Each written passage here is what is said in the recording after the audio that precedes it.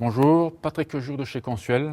Nous allons parler aujourd'hui de mise en sécurité donc au sein des logements.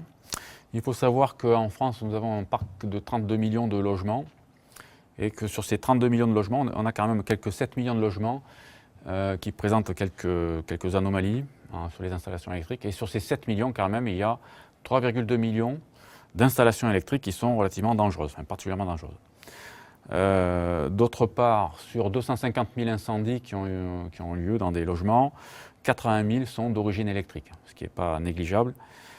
Et en matière pour les sécurités des personnes, donc, il y a quand même eu 4 000 électrisations qui ont donné quand même 100 décès donc, par électrocution.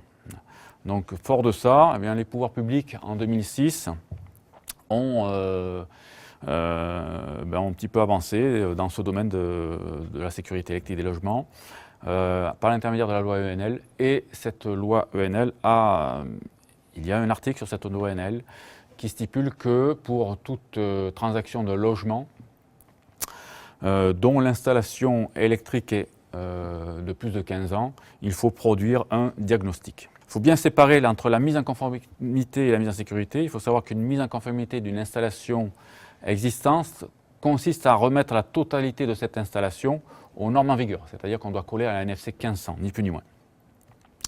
Par contre, la mise en sécurité, donc objet de cette présentation, d'un logement consiste à atteindre un seuil minimal de sécurité tel que défini par l'article du 22 avril 2008.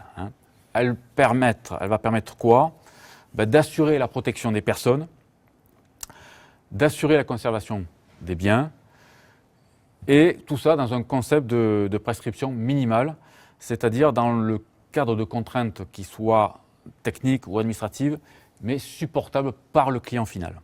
On va parler de mesures compensatoires. Qu'est-ce qu'une mesure compensatoire?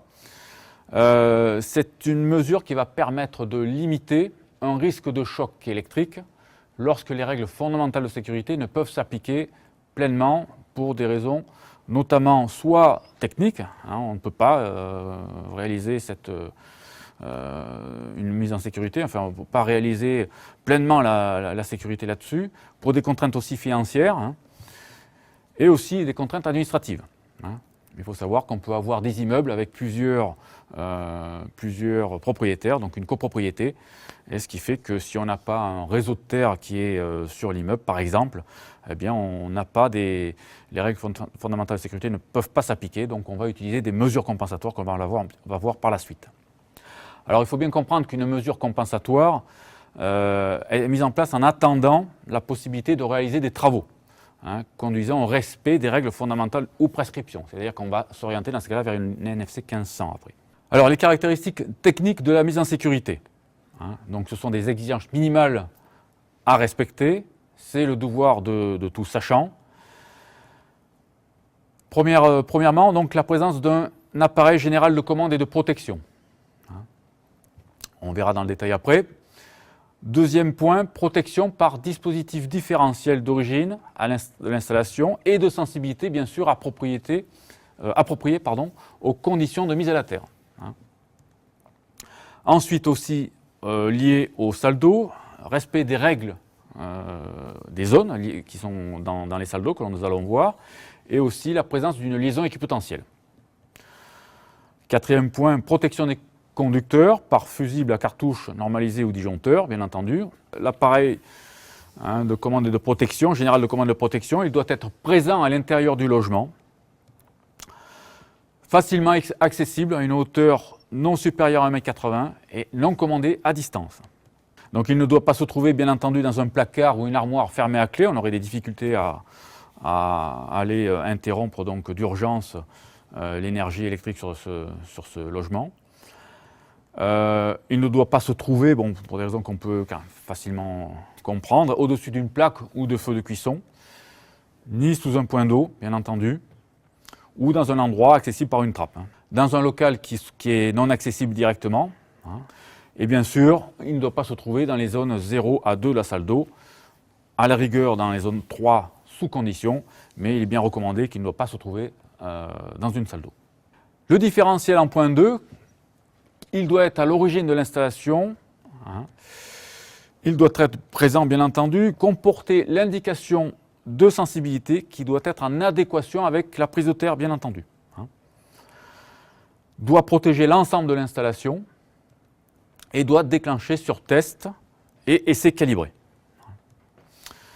Il ne doit pas être réglable en sensibilité ni en temps de déclenchement. On ne doit pas avoir ça dans le logement. Et il ne doit pas avoir une sensibilité supérieure à 650 mA. La prise de terre et l'installation de mise à la terre.